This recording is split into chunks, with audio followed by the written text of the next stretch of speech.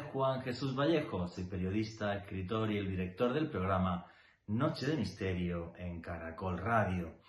En la antigüedad los chamanes decían que eran capaces de salir de su cuerpo en estado de trance y ser capaces de ir a ver mundos fantásticos, algunos en los que había ángeles y hadas, y también que eran capaces de moverse por el inframundo haciendo batallas incluso contra demonios. Esto fue en la antigüedad. Luego ya, a finales del siglo XIX, principios del siglo XX, se acuña el término viaje astral, la capacidad que tenemos de salir de nuestro cuerpo y viajar por este mundo y también por un multiverso.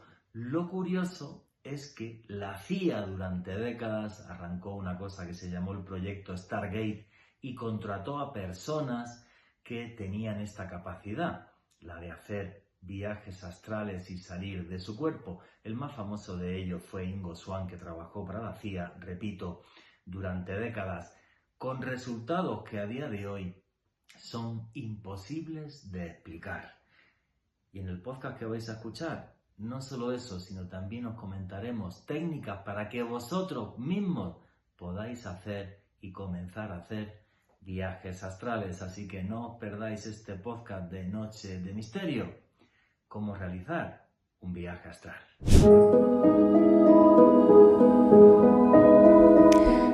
Ingo Swann era un pintor apenas conocido en Estados Unidos. Un tipo inquieto que le comentaba a sus amigos que él a los 3 años le dieron un anestésico y ese día, en una especie de estado de trance, fue capaz de salir de su cuerpo y ver lugares lejanos. El caso es que Ingo Swann lo decía totalmente convencido de que eso era un hecho cierto y es más, que luego, después de esa experiencia, había podido hacerlo en repetidas ocasiones. Esto es lo que hizo que en el año 1972 fuera investigado en la Sociedad Estadounidense de Investigación Psíquica. Y lo que sucedió allí fue tremendamente extraordinario. Imagínenlo, en una habitación grande sentaban a Ingo Swann, le ponían en la cabeza infinidad de electrodos para poder medir su actividad cerebral y en una repisa pegada al techo a más de 3 metros de altura le ponían diferentes objetos, un paraguas, una tijera, una manzana. La cantidad de aciertos que empezó a tener Ingo Swann eran algo absurdo. Y es más, su actividad cerebral en torno al nervio óptico aumentaba cuando estaba en esa especie de estados de trance. En concreto, dicen los psicólogos que empezaba a detectarse una actividad eléctrica en torno al nervio óptico más pequeña de lo normal, pero con muchísimos más impulsos. Algo realmente extraño. Los experimentos que se hicieron con Ingo Swann y los psicólogos que los controlaron dijeron que para que Ingo Swann pudiera tener ese nivel de acierto era de 1 entre 40.000, para ser exacto. Eso sí, Ingo Swann tampoco era Dios. Era capaz de visualizar los objetos, pero si se le ponían, por ejemplo, palabras o números, no era capaz de verlos. Esos experimentos llamaron tanto la atención que el 6 de junio del año 1972, guiando todos estos experimentos, 2 psicólogos que también trabajaron para la CIA, en concreto Russell Targ y Harold Puthoff, bueno, pues estos 2 psicólogos le hicieron un experimento con un magnetrómetro. Lo que hicieron es igual poner a Ingo Swann y en esta ocasión decirle: oye, ¿serías capaz de alterar el campo magnético en torno a ese aparato? Y Ingo Swann dijo, pues lo voy a intentar, a ver qué sucede. El resultado fue tan absurdo que una de las personas que estaba controlando el experimento salió corriendo para comentar los resultados, se tropezó y se lesionó. Esto llamó la atención de dos agentes de la CIA, de la Central de Inteligencia norteamericana, de los servicios de espionaje. Y lo que sucedió es que tanto le impresionaron los experimentos de Ingo Swann que estuvo trabajando para la CIA durante décadas en un proyecto que se llamó Stargate, también controlado por los mismos psicólogos Russell Targ y Harold Purov. Y es muy curioso, porque los agentes de la CIA que supervisaban lo que estaba haciendo Ingo Swann estaban tan convencidos de las capacidades que tenía, que lo que hicieron más tarde es incluso decirle, vete al planeta Júpiter y nos cuentas qué hay ahí. Y les describió Júpiter, y les describió Marte, y les describió Marte hace millones de años, cuando había vida inteligente en el planeta. Es curioso porque esas pruebas de la CIA empezaron con que le daban una serie de coordenadas en el globo terráqueo y como Ingo Swann no fallaba nunca, pensaban que era un caso de supermemoria. O sea, le daban unas coordenadas y el tipo llegaba y decía, siento frío, veo una montaña, hay un río, les describía los paisajes, todo, y acertaba siempre. Entonces, pensando que era un caso de supermemoria, le dieron las coordenadas de una base ultra secreta norteamericana. Y Ingo Swann la describió con todo lujo de detalle. Repito, estuvo varias décadas trabajando para la CIA. Si entran ahora mismo en la página web de la CIA y ponen el nombre de Ingo Swann, van a aparecer cientos de documentos desclasificados sobre los experimentos que se hicieron con este hombre. Y es más, uno que no encontrarán, pero que contó Ingo Swann en su autobiografía en 1998, es que la CIA le preguntó que en uno de sus estados alterados de conciencia intentara decirle qué había detrás del fenómeno ovni y si había extraterrestres en el planeta. Y Ingo Swann les dijo que había extraterrestres en el planeta, pero con forma humana, que habían sido capaces de crear una quinta columna aquí, en la Tierra. Ingo Swann murió hace unos años, pero su vida y su historia se convirtió en leyenda. Y lo que es curioso es que si Ingo Swann era capaz de salir de su cuerpo y ver otros lugares, es exactamente igual que lo que nos dicen los chamanes, que nuestra conciencia puede salir de nuestro cuerpo y viajar no solo por este mundo, sino por infinidad de mundos y por un multiverso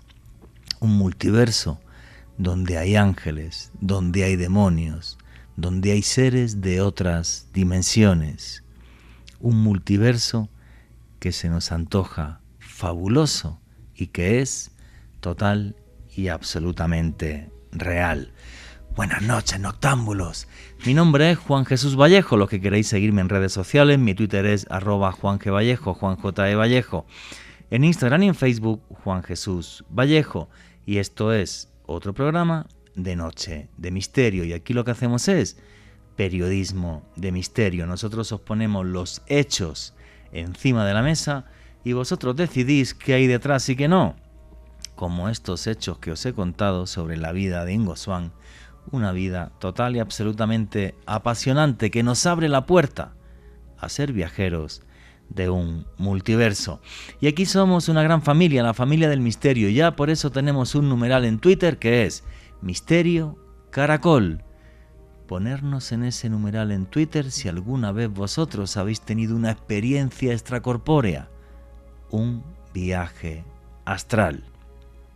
Sabéis que hago viajes de autor, a finales de, la segunda quincena del mes de septiembre de este año, estaré haciendo un viaje a Egipto para que caminéis junto a las pirámides, sorprendiéndoos por los misterios que nos dejó la cuarta dinastía en la meseta de Giza, para navegar por el mágico Nilo y caminar por templos milenarios que tienen todavía un significado mágico que a día de hoy está vigente, en un viaje que os aseguro será transformador.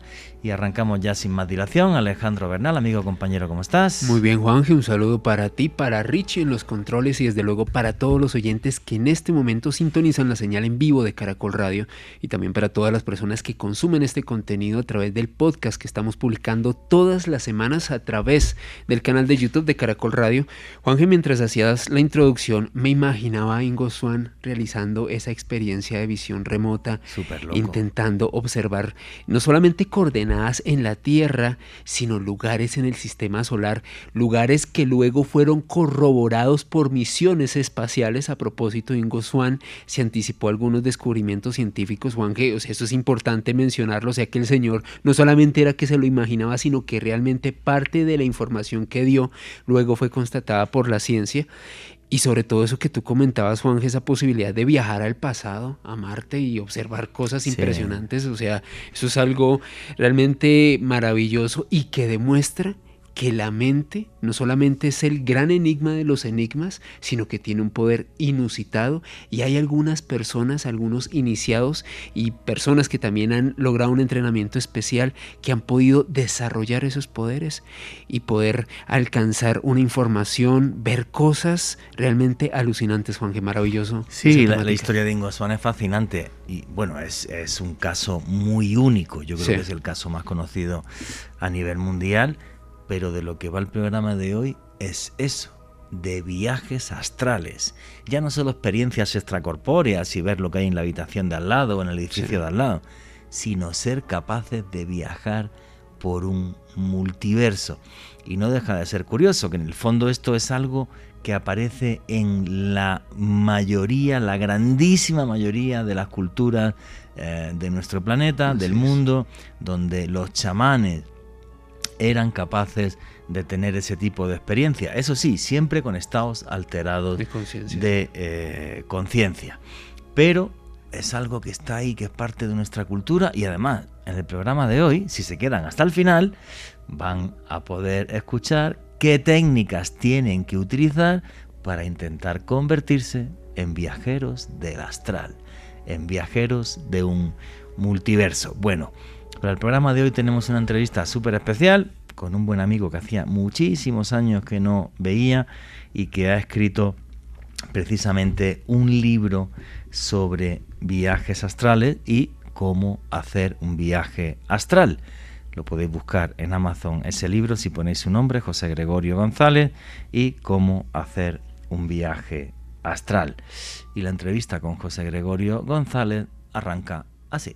Los antiguos chamanes decían que eran capaces de entrar en trance y ser capaces de vislumbrar otros mundos. Pensaban que su alma salía de tu cuerpo, de su cuerpo, y con unos ojos invisibles podían bucear en el más allá. Para muchos esto está dentro del terreno de la leyenda. Sin embargo, hay otra serie de hechos que nos hacen reflexionar profundamente sobre el tema. No sé si ustedes, por ejemplo, conocen un proyecto de la CIA que fue el proyecto Stargate.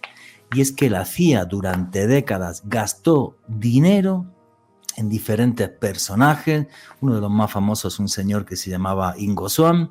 Gastó dinero en diferentes personajes que afirmaban ser capaces de salir de su cuerpo para ir hasta otros lugares, hasta otros sitios. Y además con un porcentaje de aciertos tan enorme que hizo que la CIA realmente gastara mucho dinero, mucho tiempo y mucho esfuerzo en esto. Y esa posibilidad, el que podamos salir de nuestro cuerpo, nos abre el camino a algo tremendamente importante, y es la existencia de un más allá donde aparecen multiversos, donde aparecen mundos fantásticos, un más allá en el que incluso podríamos vislumbrar qué hay después de la muerte. Un terreno fascinante que también se conoce en el argot, o te puede decir así, como viajes astrales, como que nuestro cuerpo salga de nosotros y viaje por ese multiverso, como decían los antiguos chamanes.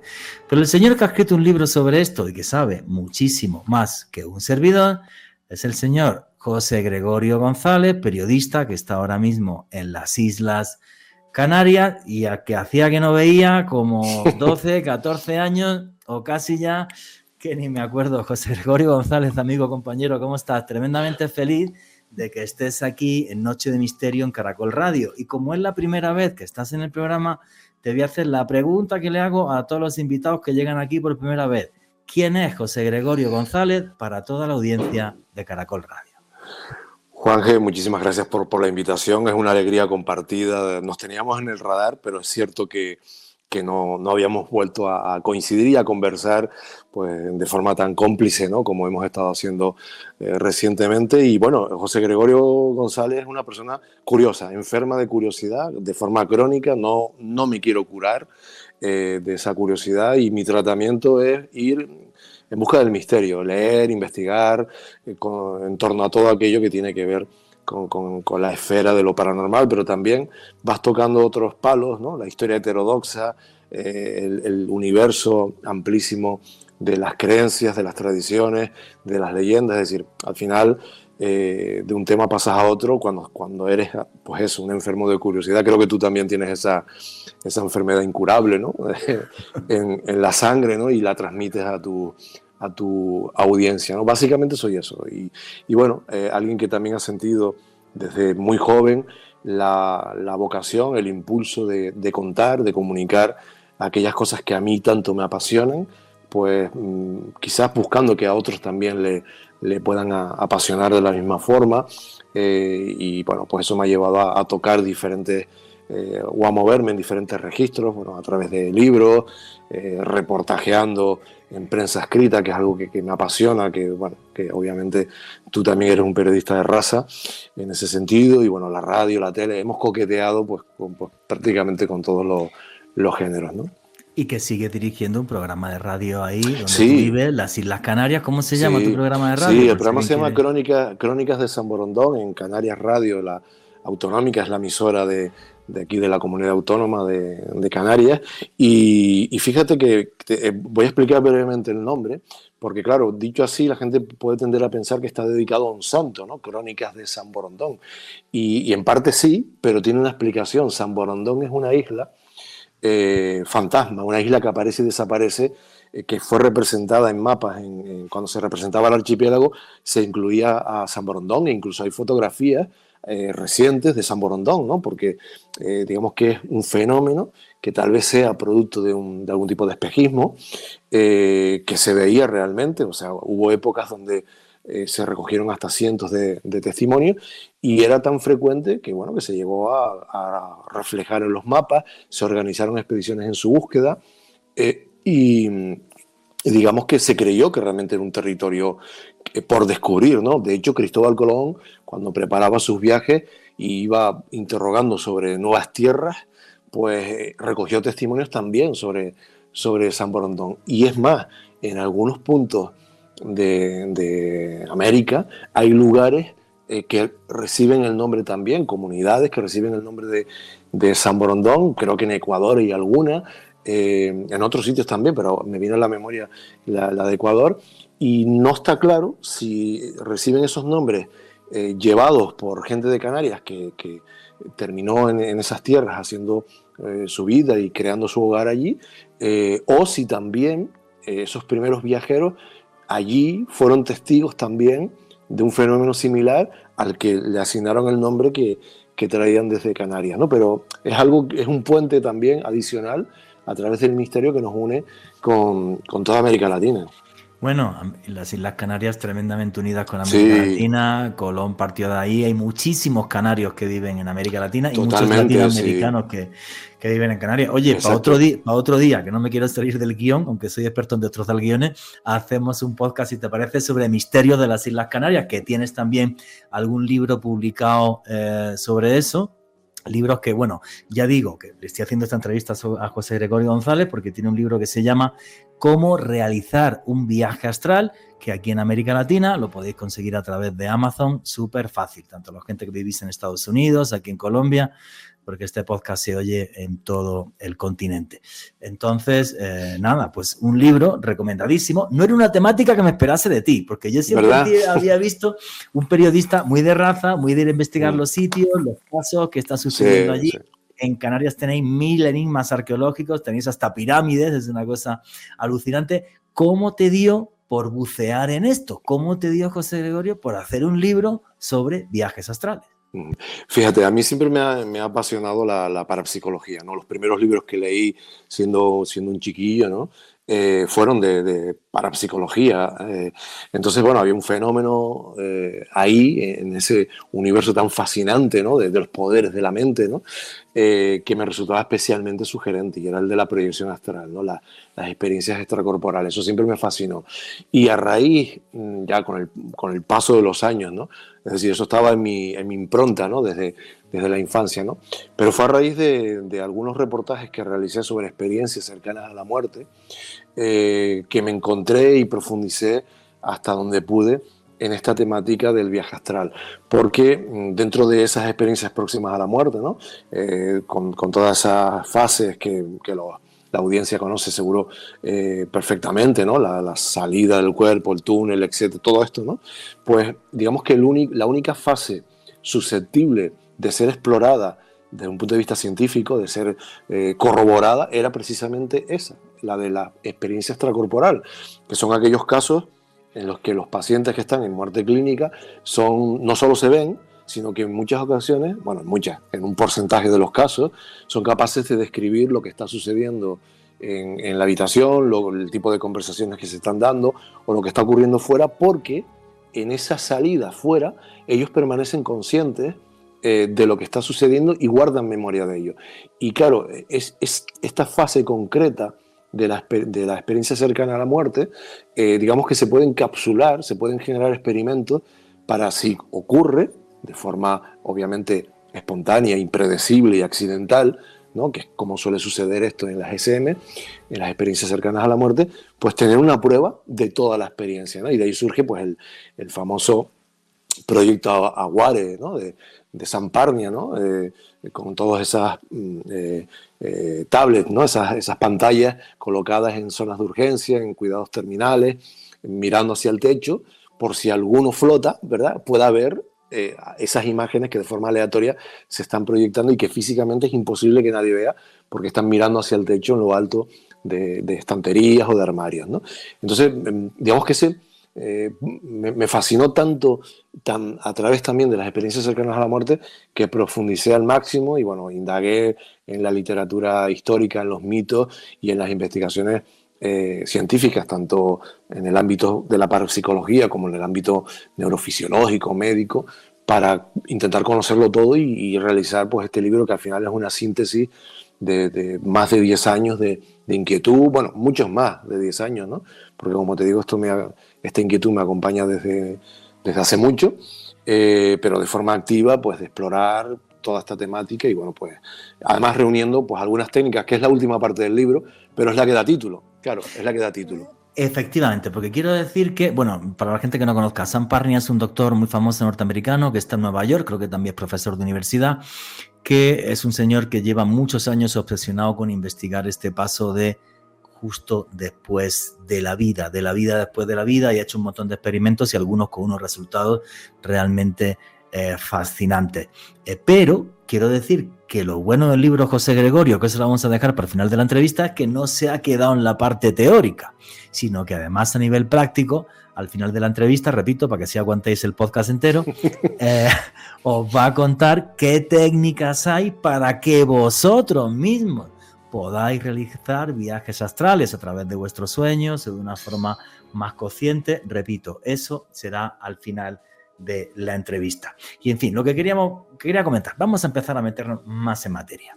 A nivel histórico, hay un montón de referentes a este tipo de viajes astrales. Yo hablaba del chamanismo. Aquí, por ejemplo, en Colombia tenemos un lugar que se llama San Agustín, que es un lugar, es una necrópolis, una de las necrópolis más grandes de América, donde aparecen unas figuras donde se ve la representación del chamán saliendo de su cuerpo. Hay una muy famosa que se llama el doble yo. Muchas veces esos chamanes pensaban que su espíritu se podía convertir en un jaguar y caminar a través de la noche. En el antiguo Egipto se hablaba del Ba, porque el Ka es la esencia, nuestra esencia vital, y el Ba sería ese vehículo con el que podemos llegar hasta el reino de los muertos. ¿Cómo era en la antigüedad esto del viaje astral y esa capacidad de desdoblarnos? Bueno, yo entiendo, pero es una especulación, pero creo que bastante razonable, que la inmensa mayoría de estas experiencias en el origen, ¿no? Cuando el ser humano empieza a tener una conciencia, se producen de forma espontánea, ¿no? Se producen, bueno, pues sobrevives a un traumatismo, pues tal vez a través de la ingesta de algún psicotrópico, ¿no? Incluso de forma accidental vives esa experiencia, y tengo la impresión de que justo en ese tipo de experiencias espontáneas que surgen cuando, en una remotísima antigüedad, a partir de ahí creo que surge la percepción de trascendencia del ser humano. Es decir, yo estoy convencido, es una convicción personal, que las religiones, ¿no? Y la percepción de espiritualidad del ser humano, de trascendencia y de supervivencia tras la muerte, tiene que ver con los viajes astrales, tiene que ver con haber experimentado esa experiencia de estar fuera de su cuerpo, de observarse, de tener todas esas sensaciones sensoriales difíciles de verbalizar, ¿no? Regresar a tu cuerpo y contarle eso a los tuyos, a tu comunidad, ¿no? Y transmitirles que cuando el cuerpo desaparece, algo sobrevive. Yo tengo la impresión de que viene de ahí, de esas experiencias en una antigüedad muy remota, que en principio serían difíciles de entender y de comprender, pero que a medida que las comunidades, que las culturas se van desarrollando, que el pensamiento se vuelve más complejo, ¿no? Pues digamos que van dando origen a las creencias y digamos que al sustrato de lo que después llamaremos religión, ¿no? Pero bueno, quien primero domina esto de una forma consciente, obviamente es la figura del chamán, del brujo, del hombre medicina, ¿sabes? Del mujer o hombre de medicina, ¿no? Es decir, son ellos los que de una forma intencionada, a través del uso de sustancias psicotrópicas, de la música, del baile, del ayuno, es decir, colocando el cuerpo en situaciones extremas o excepcionales, provocan ese estado alterado de conciencia, facilitan ese clic, ¿no? Tocan ese interruptor que permite que la conciencia, ¿no? Porque en este caso estamos hablando de conciencia básicamente, salga más allá del cuerpo físico. Y ellos se convierten en especialistas, evidentemente en ese universo de creencias en el que cada uno de estas figuras vive, pues se interpreta como un ascenso o descenso al cielo o a los infiernos, como una conexión con los dioses, con los antepasados, es decir, con los espíritus de sus ancestros, con la propia, es decir, en un entorno más animista, con el alma, ¿no? Con el espíritu, con la conciencia de las plantas, de los animales, de la propia naturaleza en su conjunto, ¿no? Y ellos se convierten en los especialistas. Los chamanes libran batallas con demonios, hacen pactos con los dioses, rescatan a las almas del inframundo, buscan remedios, ¿no? Para su comunidad, para los vivos, y todo esto lo hacen a través del viaje chamánico, que al final, obviamente, es una práctica exclusiva y muy intensa del chamán, ¿no?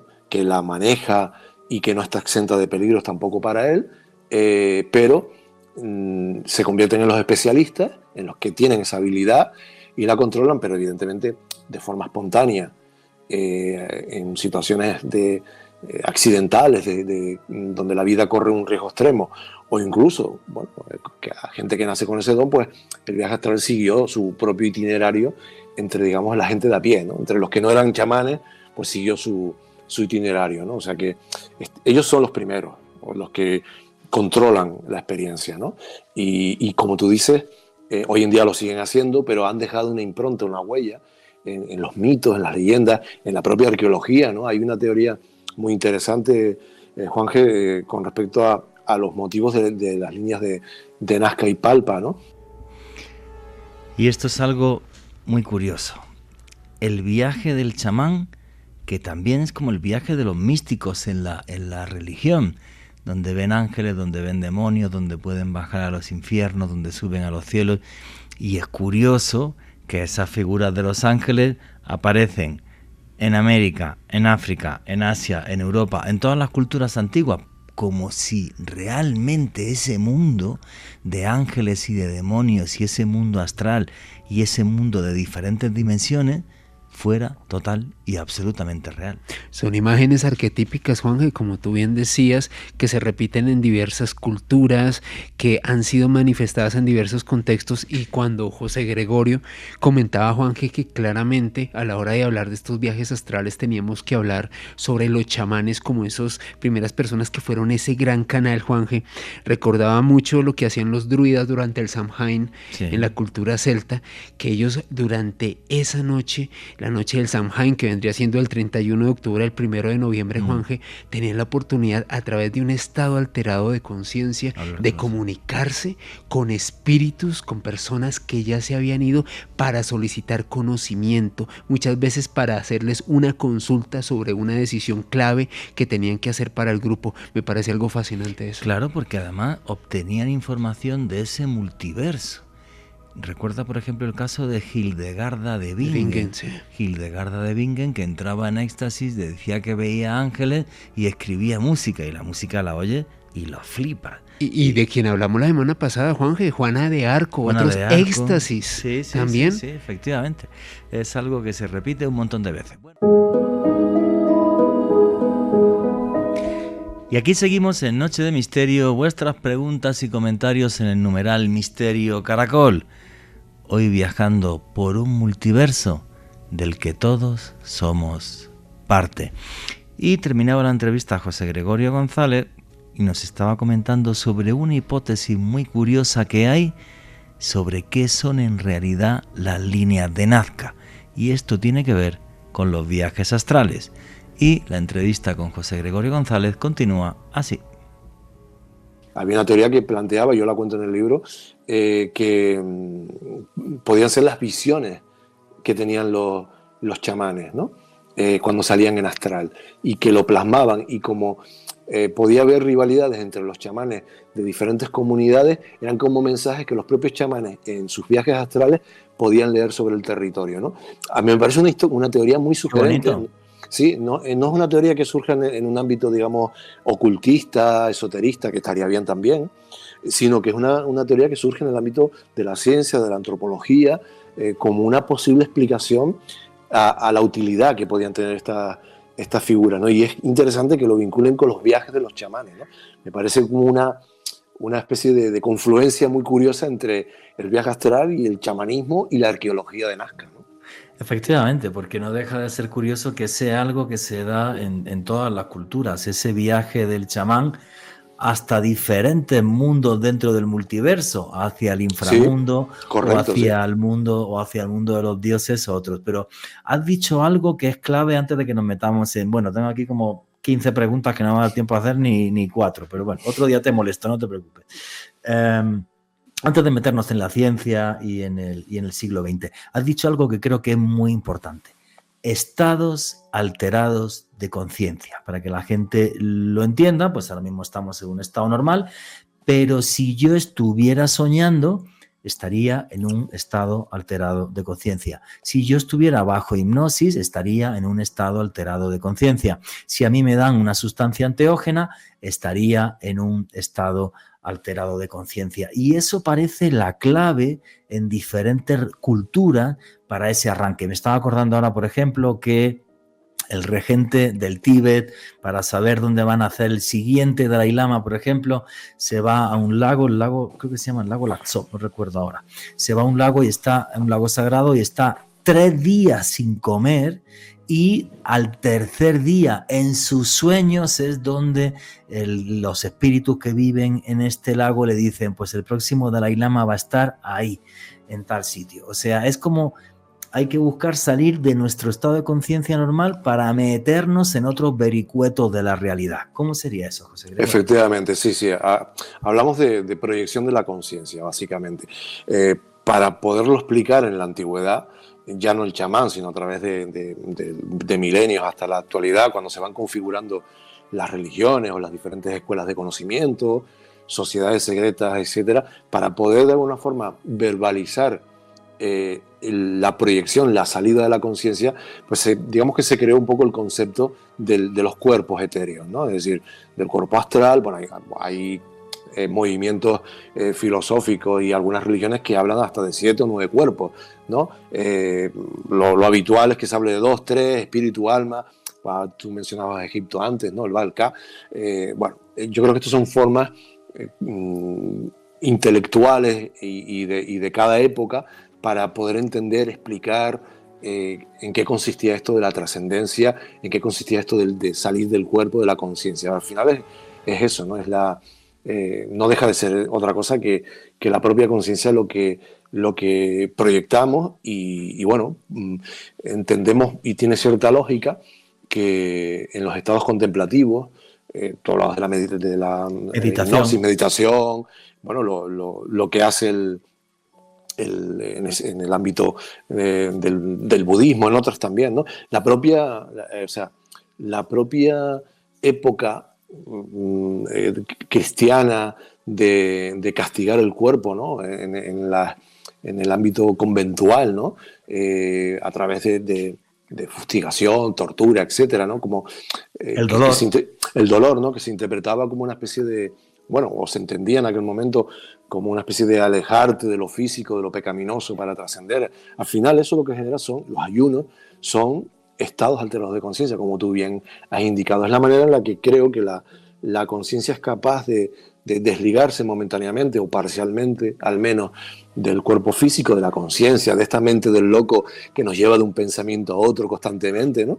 Y acceder a esas otras realidades, escapar del cuerpo físico. Y esto sucede, según los principales viajeros del astral que han escrito y han hablado sobre ello, y según he podido recoger yo también de muchos viajeros astrales, se ve bastante facilitado por el estado del sueño. Es decir, cuando descansamos, obviamente hay una relajación física, una parte de nuestro cerebro está procesando, asimilando, metabolizando todo lo que ha ocurrido durante el día, creando los recuerdos, almacenando en el disco duro, y otra parte, la conciencia parece ser, según estos viajeros, que sale del cuerpo y está en otros ámbitos, tú hablabas antes del multiverso, está, bueno, pues viajando, aprendiendo, viviendo experiencias, pues no lo sé, visitando a otros, no lo sabemos muy bien, ¿no? Pero los que dominan bien esta técnica dicen que todos experimentamos viajes astrales. Eso es una buena noticia, y que a través del sueño podemos empezar a tomar conciencia de ellos y a controlarlos, ¿no?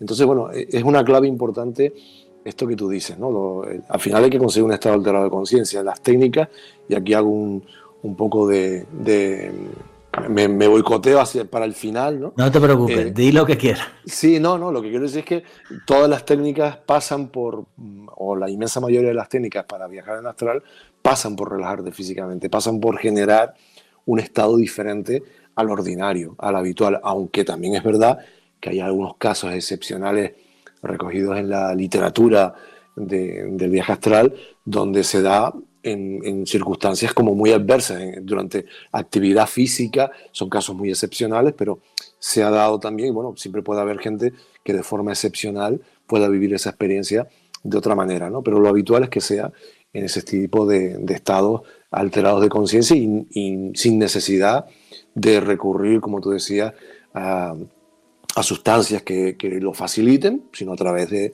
técnicas, de prácticas, de privaciones incluso físicas, pues puede favorecer esas proyecciones, ¿no? El mismo Jesucristo, cuando quería hablar con su padre, con el mismísimo Dios, se iba al desierto y se pegaba un montón de días sin comer y sin beber. Claro, si tú miras la biografía de algunos santos o místicos, alcanzaban esos arrobos, esos éxtasis, escuchaban y veían a los ángeles o a las potencias celestiales, viajaban de forma metafórica o real, ¿no? a esos planos celestiales a través de la privación de alimento, a través de la oración. ¿Qué es una meditación?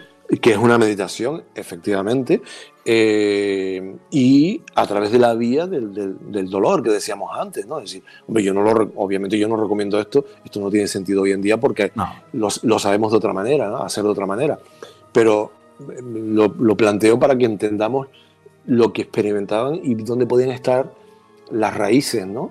Para poder experimentar eso, ¿no? Entonces me parece como muy sintomático esto en el ámbito del cristianismo. No hay un caso muy célebre, voy a buscar el nombre para no equivocarme porque son muchos nombres, es uno de mis viajeros astrales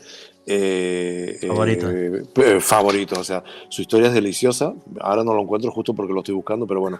No Edward Morel. Vale. Este tiene una historia muy deliciosa que yo cuento en el libro y que después profundicé aún más, ¿no? Porque Internet te permite acceder después a bibliotecas digitales y bueno. Morel escribió un libro a principios del siglo XX en Estados Unidos, el 25º hombre, o el hombre 25, ¿no? Donde era su autobiografía, narraba su historia, ¿no? Él había sido, por estos azares de la vida, pues siendo un chiquillo, un jovencillo, entró en contacto con una banda de forajidos, de estos que asaltaban trenes y asaltaban bancos y tal, y al final terminó formando parte de esa banda, y el destino le llevó a prisión y a que fuese considerado como alguien muy peligroso cuando apenas había coqueteado con ese mundo, ¿no? Fue una cosa como muy casual, ¿no? Pero bueno, el caso es que termina en prisión, en la prisión de San Quintín, y ahí obviamente, pues, hoy sigue ocurriendo, desgraciadamente, pero en el pasado, pues, había menos miramientos y las torturas eran algo obviamente habituales. Además, él era una persona muy contestataria, ¿no? Muy reivindicativa, y entonces, bueno, pues una manera de mantenerlo callado era torturándolo, ¿no? Y con él empleaban diferentes técnicas y una de ellas era lo que se llamaba la doble camisa. Era una doble camisa de fuerza por delante y por detrás, lo ataban y después le echaban agua y eso, el efecto de eso es que iba comprimiéndose el tejido hasta prácticamente asfixiarlo, ¿no? Pero lo justo para que no muriese, ¿no? Para que fuese una tortura y no una ejecución, ¿no? Bueno, pues él empezó a experimentar en esos procesos salidas en astral. O sea, empezó a tener viajes astrales, se salió del cuerpo. Claro, entiendo que era un mecanismo de su propia conciencia para evadirse, ¿no? Para escapar de esa doble prisión que era la tortura, ¿no? A la que era sometido. Y lo interesante, porque podemos pensar que esto era un recurso psicológico de él para sobrellevar el trauma, ¿no? Lo interesante es que él salía, observaba lo que ocurría fuera de la prisión, viajó a San Francisco, fue consciente de hechos, de acontecimientos que estaban sucediendo y que después él veía en las noticias o que alguien contaba, y conoció a su mujer en astral, con la que después se casaría. O sea, es una historia, claro, es una historia fabulosa, que a mí me encanta. Es, como te digo, el viajero astral, uno de mis preferidos, o el preferido, la verdad, porque además esto posiblemente le llevó el ver que a través, o sea, el comprobar a través de estas experiencias que no solo era un cuerpo físico, que había una trascendencia, le llevó a un activismo y a ser una persona que luchó por los derechos y la mejora de las condiciones en las prisiones, y consiguió que se mejorasen y se cambiasen leyes, obviamente cuando ya salió de la cárcel, exactamente, ¿no? Posibilitó cambios penitenciarios importantes. Y, o sea, fue una persona que se comprometió socialmente. Y puede, ¿no? Con toda seguridad, parte de esa conciencia social, de esa voluntad de generar cambios, tuviese que ver también con lo que él vivió en plano de tortura y con lo que él experimentó durante esas torturas, ¿no? Y me parece una historia fascinante. Después Jack London, que se carteó con él, dedicó uno de sus cuentos, El viajero de las estrellas, a su figura. O sea, me parece una historia muy desconocida.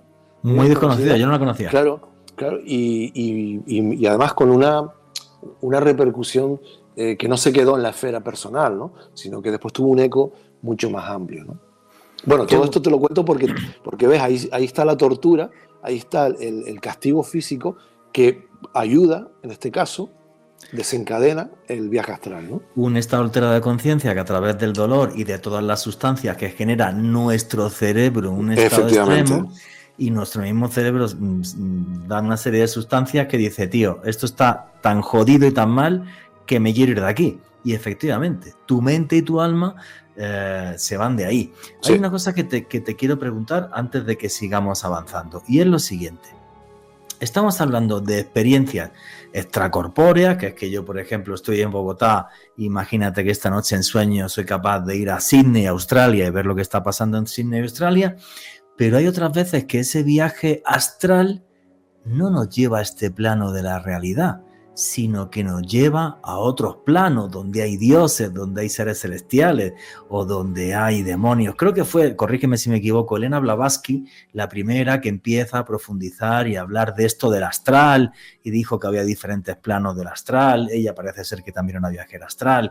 Entonces, ¿cómo sería esto del plano astral? ¿Cómo podríamos definirlo? Porque a simple vista parece un poco complejo, ¿no? Sí, sí, hay muchas escuelas de conocimiento, ¿no? La teosofía es una de ellas. Teosofía. El espiritismo, por ejemplo, kardeciano también profundizó en esto. Es decir, bueno, pues si te vas al ámbito de los Rosacruces, todas las escuelas de conocimiento, herméticas, han, digamos que, elaborado su propia teoría, ¿no? Y han aportado sus propias descripciones de cómo son esos planos astrales. No uno, sino hablan de varios niveles astrales, algunos más bajos, donde digamos que estaría, bueno, pues lo peor de lo peor, ¿no? Aquellas personas o aquellos seres, aquellas vibraciones que tienen que ver más con nuestros instintos, con lo delictivo, lo criminal, es decir, con la no ética, ¿no? Es decir, y después obviamente habría planos más luminosos, más enriquecedores, planos sanadores, ¿no? Bueno, pues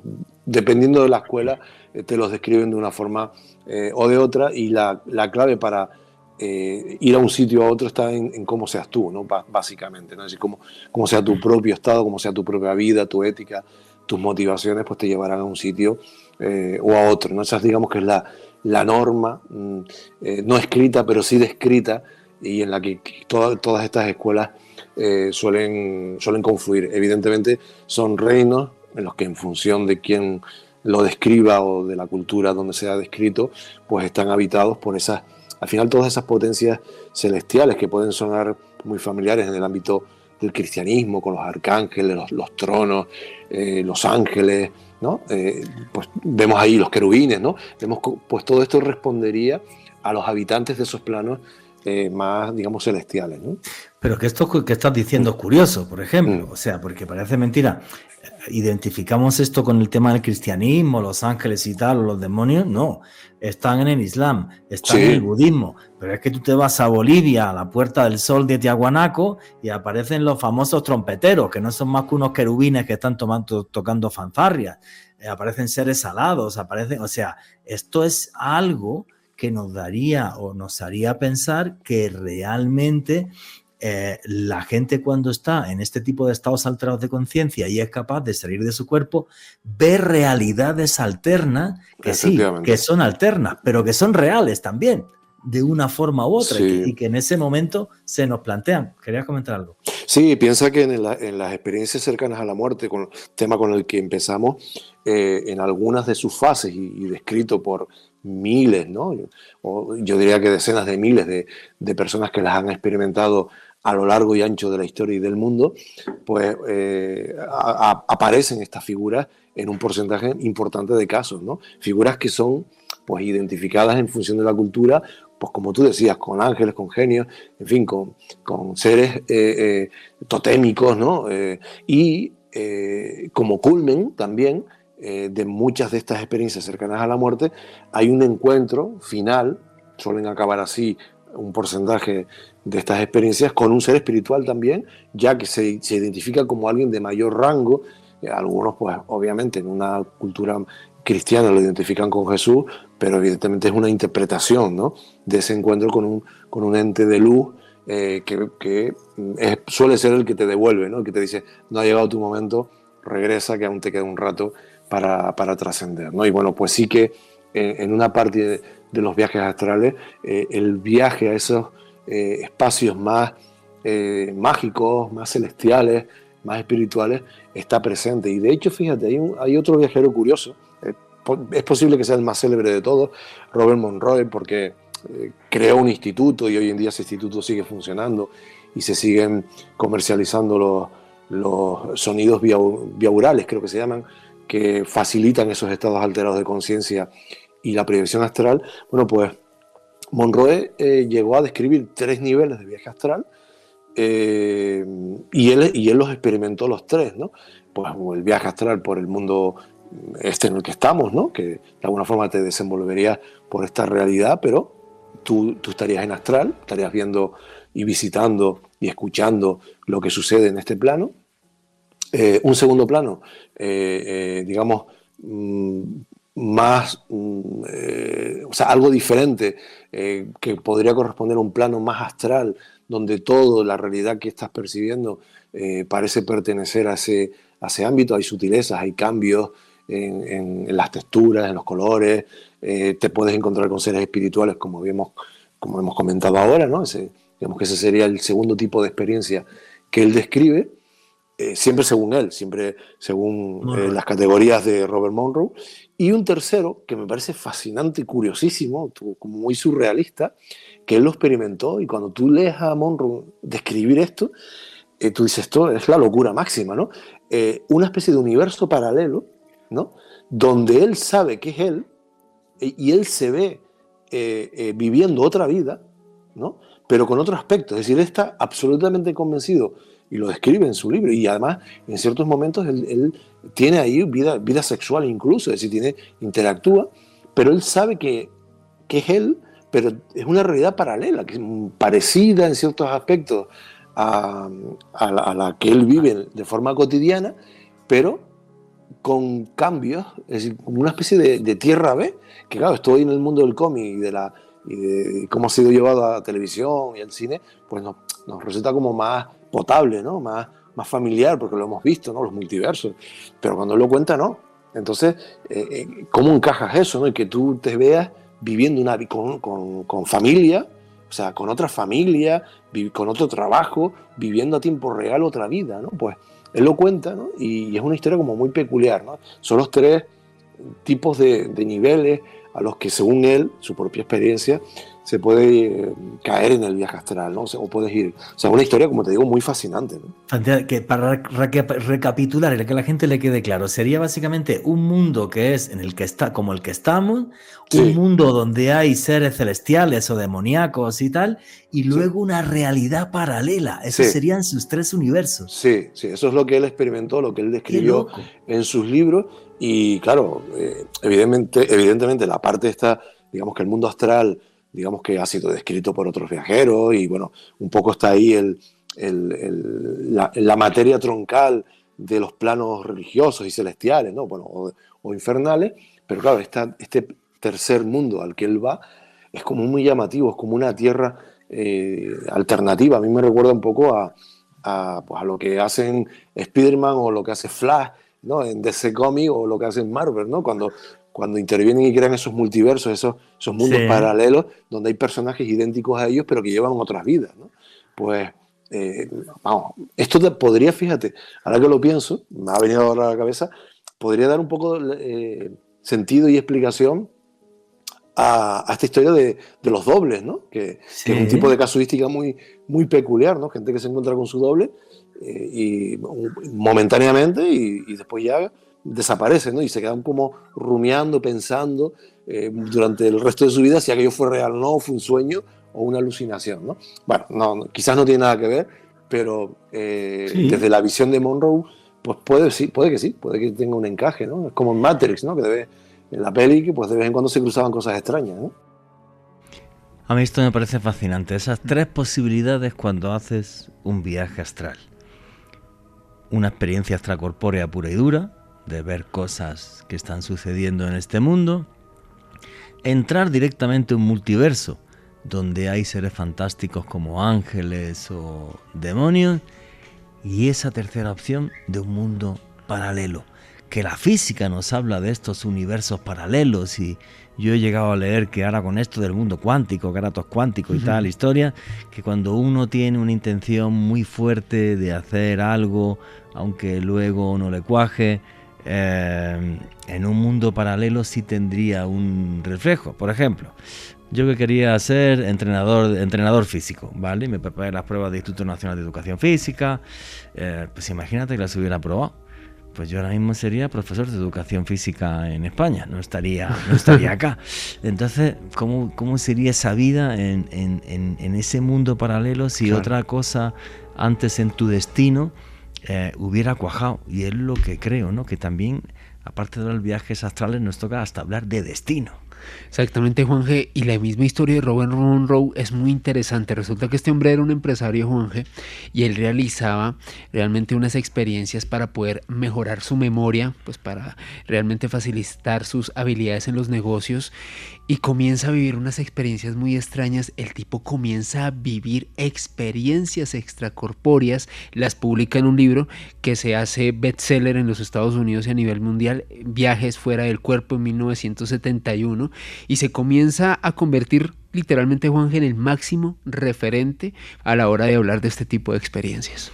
No, pues un tipo que se puso en algo, le puso voluntad y fíjate, bueno, luego al final de la entrevista nos van a contar cómo empezar a hacer viajes astrales, así que toca ponernos las pilas.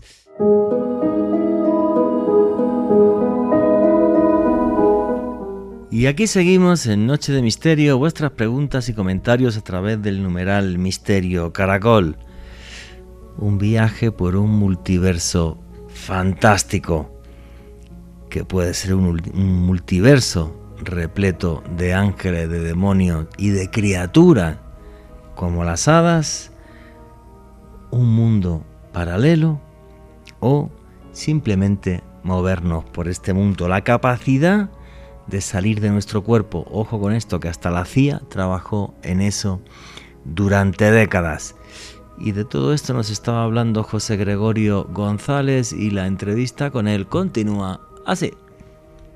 No, es que es muy curioso y si echamos mano al cine de ciencia ficción, efectivamente, Doctor Strange, sí, que es el que nos abre esos planos a un multiverso, o de otra forma, no sé si lo has visto, la serie Fringe, que para mí sí, es buenísima, la serie Fringe, que es de un científico que trabaja en la CIA y tomando LSD, entonces el tipo es capaz de meterse en un mundo paralelo donde también está él, ¿no? Y me parece súper curioso. Pero oye, has dicho una cosa que creo que es clave, y el prólogo de tu libro, que lo hace Sol Blanco Soler, ella también lo menciona, que es el tema de la vibración. Porque cuando uno entra en algunos estados de conciencia, alterados de conciencia, como es por ejemplo la meditación, pues yo que aprendí a hacer meditación védica, pues es a través de un sonido. Por ejemplo, si yo empiezo a repetir, hago una respiración que se llama pranayama, me quedo tranquilo, relajado, y empiezo a repetir mentalmente Om Mani Padme Hum, Om Mani Padme Hum, Om Mani Padme Hum, Om Mani Padme Hum, Om Mani Padme Hum.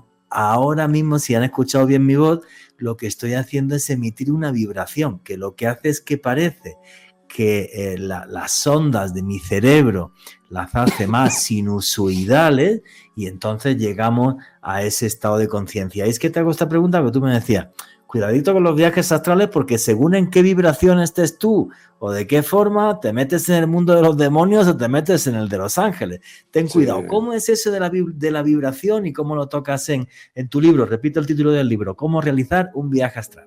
Sí, yo lo menciono porque evidentemente forma parte de la tradición y de la literatura y de la propia experiencia de un buen puñado de viajeros astrales que he podido conocer personalmente, ¿no? Ellos sostienen unos y otros, la literatura y aquellos que he conocido directamente, que tienes que estar, tienes que ser una persona, tener una ética personal, ¿no? O sea, digamos que, hombre, obviamente esto sería lo ideal en la vida para todo, ¿no?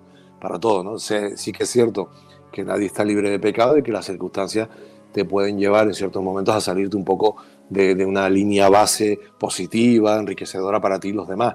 Pero bueno, eso ya son decisiones personales. Lo cierto es que, Juanje, según esa literatura y estos viajeros, si tú estás de mal rollo, es decir, si tú has tenido un mal día, llevas una mala racha, siendo una persona normal y corriente, estás tenso, estás enfadado. Exacto, estás enfermo, acabas de discutir, digamos que estás un poco negativo o muy negativo, es preferible que no hagas viajes astrales, que no lo intentes. Entre otras cosas, porque te costará más, porque tu mente va a estar, tu mente del loco va a estar del mono va a estar muy activa, ¿no?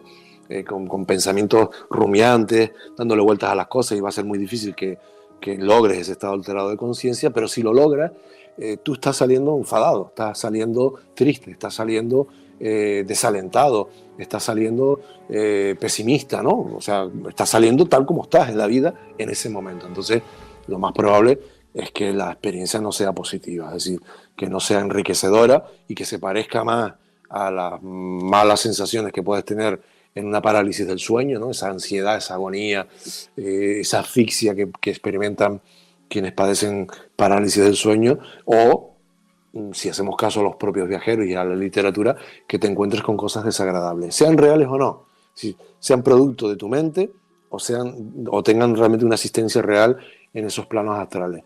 Entonces, bueno, sí, es mejor que esperes a que tu vida y tu se ordene, esté mejor y tu actitud sea mucho más neutra o positiva, ¿no?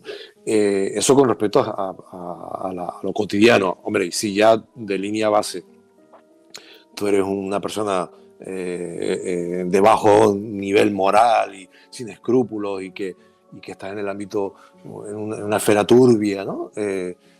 Incluso, bueno, no sé, delictiva, etc. Claro, obviamente. Oye, tú te la estás jugando ahí si te dedicas al viaje astral. Eso está claro. Es decir, si tú en tu vida estás moviéndote siempre en esa energía, en ese ambiente, no puedes esperar, y eso es una lógica, no puedes esperar que si sale tu conciencia a otro lado y tu conciencia es gris o oscura, vayas a ir a un lugar luminoso. Es decir, entonces, tanto si son creaciones mentales nuestras que proyectamos al astral, como si son entes que están ahí de verdad pululando, otros viajeros astrales de tu misma calaña, pues te vas a encontrar con eso, ¿no? Y eso es lo que dicen los viajeros, lo que dice la literatura, lo que dicen las escuelas de conocimiento. Por eso, generalmente, la experiencia extracorporal, el viaje astral, en estas prácticas contemplativas, en estas escuelas de conocimiento, en el propio budismo, se obtiene a través del cultivo de las virtudes, de la práctica de la meditación, de la bondad, del desapego, y van surgiendo estas experiencias o estas habilidades, ¿no? De forma casi indirecta, ¿no? Sin buscarlas, ¿no? Pero si tú las buscas, lo mejor es que las busques en una clave positiva, equilibrada, porque corres riesgos, aunque sean trampas de la mente, corres riesgos y te puedes quedar atrapado ahí en ese bucle. No digo que te quedes en el astral, ¿no? Que esto es un mito, o sea, no hay caso, no conocemos a nadie que le haya ocurrido esto, o que se te parta el cordón de plata o este tipo de cosas, ¿no? Pero sí que te puedes quedar ahí pues trabado, como cuando alguien hace una ouija y a lo mejor pues no tiene la mente suficientemente centrada y de pronto se queda trabado con eso. Y surge la obsesión, efectivamente, la obsesión. Surge la obsesión y es una obsesión que no te deja en vida. Mira, y es muy curioso de lo que estás comentando. Aquí en América Latina, que por desgracia tenemos un montón de problemas, por ejemplo, con temas de narcotráfico y tal, todos los rituales que se hacen en torno al narcotráfico para que puedan pasar los cargamentos. El otro día entrevistaba a un periodista colombiano que ha hecho un libro sobre la historia de una bruja aquí que estuvo ligada a ese tipo de historia. Son siempre rituales satánicos en los que uno intenta conectar con el demonio, con ese tipo de cosas súper negativas, porque la gente que está ahí sabe que lo que está haciendo es súper negativo. No le va a pedir al ángel de la guarda, no. Efectivamente. Aquí en Colombia, mira, en magia y esoterismo tenemos una cosa que es súper curiosa, que creo que es muy colombiano. Los malos tienen un ángel negro en casa que le llaman el ángel solo. Fíjate. El ángel solo. Qué interesante, sí. Sí, un ángel negro, que es el ángel solo, ese es el que te protege, pero solo para hacer cosas malas. Y es simplemente un ángel de color negro. Ya, listo. Claro. Que después se cobrará su tributo, tarde o temprano. Está claro. Obvio, y que no sé si alguno de estos vio en un viaje astral haciendo algún tipo de ese tipo de rituales o vainas, porque no se sabe exactamente cuál es el origen de eso, que ya te digo, es muy, muy colombiano, ¿vale? Lo del ángel solo. Y está descrito en literatura acá. Pero el origen, hasta eso se desconoce. Es como muy loco. Oye, José Gregorio, nos has contado un montón de temas históricos Y me gustaría, antes de que nos cuentes lo de las técnicas y tal, que no se me ha olvidado, que está todo el mundo seguro ahí ya nervioso porque las cuentes, hay un momento, o sea, esto es histórico, están los monjes budistas que se ponen a hacer meditación y que tienen ese tipo de experiencias, están los chamanes que utilizan sustancias antiógenas, están, por ejemplo, los ascetas que utilizan su dolor físico, no comer, beber, pero hay un momento en el que realmente la ciencia empieza a meterse en esto, porque tú me has dicho una palabra que yo no conocía, sonidos biurales, es lo que has dicho sí, biurales, sí. Eso es, que son ya sonidos que serían, digamos, sintetizan la meditación, este sonido que hacía antes yo del omnipadmeón, y la ciencia empieza a meterse en esto. ¿En qué momento empieza la ciencia a meterse en esto? Que me imagino que es una revolución brutal. Claro. Digamos que el comienzo de la investigación científica, de cuando la ciencia mira a este y a otros fenómenos paranormales, es finales del siglo XVIII, principios del siglo XX. El momento de la eclosión de la incipiente parapsicología, aún no se llamaba así, la metafísica, ¿no? Que como la llamaban en Francia, pues ese territorio de fenómenos que de alguna forma experimentaron una eclosión gracias al espiritismo, a las sesiones mediúnicas, a los grandes mediums, ¿no? que hacían giras internacionales pues, con las mesas parlantes, las sesiones. Bueno, obviamente ese es un terreno muy controvertido porque hubo mucho aprovechado, mucho fraude, y es difícil incluso distinguir quiénes fueron genuinos, buenos, de los que no. Pero en esa época dorada de los fenómenos que tanto fascinaron a la población, pues también interesaron a la ciencia. No había prejuicios en aquel momento para que un científico, para que premios Nobel se aproximaran a esos fenómenos que de forma ocasional sucedían de forma espontánea, pero que algunas personas, psíquicos, mediums, pues parecían ser capaces de provocar a voluntad, ¿no? Y entonces es en ese momento, finales del siglo XIX, principios del XX, cuando la ciencia, los científicos, ¿no? se fijan en ese universo de lo paranormal, y en ese universo pues está obviamente también las proyecciones astrales, ¿no? Las proyecciones extracorporales, el viaje astral, que son la proyección de la conciencia. Todos son términos equivalentes, ¿no? que se han ido acuñando en función de la época, en función de quién era el que lo investigaba o lo describía, ¿no?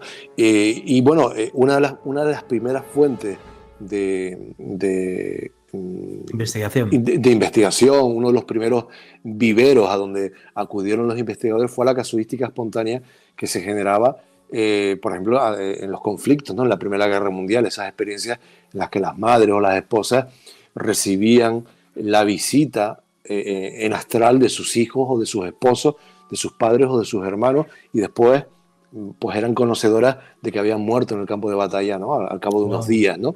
Era ese último momento, ese último pensamiento seguramente de aquella persona que caía en la batalla, pues digamos que lograba proyectarse, y de estos casos se recogieron bastantes, ¿no? De moribundos también, que describían sus experiencias en los hospitales, y ese es el primer nicho de casos, además en cantidad bastante notable, al que acceden los primeros investigadores en esa época, y empiezan a describir el fenómeno, ¿no? Empiezan a hablar de que aquí está pasando algo. En aquel momento se discutía si era una especie como de proyección telepática, ¿no? De que aquellas personas moribundas pues proyectaban un pensamiento que era lo que la persona percibía pues a kilómetros, miles de kilómetros a veces de distancia, o si realmente era eso que llamábamos espíritu, ¿no?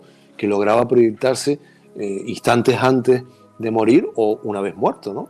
Para dar su último adiós, despedirse. Esto sigue sucediendo hoy en día, ¿sí? Sí, claro. Hay mucha casuística reciente, permanentemente. Estoy seguro que la audiencia, una parte de ella ha experimentado esto con algún familiar, algún ser querido, ¿no? que ha podido perder, ¿no? Entonces ese es el primer lugar, y es más bien descriptivo en ese momento. Lo que la ciencia hace es describir lo que está sucediendo de forma espontánea, ¿no?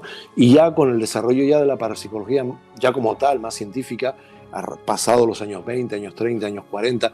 Yo creo que ahí será clave la historia de un señor que se llamaba J.B. Ring en la Universidad de Duke, que es el que arranca todo lo que es la parapsicología moderna y que, bueno, aunque lo he contado alguna vez en el programa, para la gente que no lo sepa, un señor, J.B. Ring, que era psicólogo y que es el que arranca el concepto de parapsicología moderna, donde empieza a hacer ya toda una serie de experimentos súper serios, de telepatía, con unas cartas que se llamaban cartacenes, que es un mazo de 25 cartas, y también incluso de precognición, de adelantarte al futuro.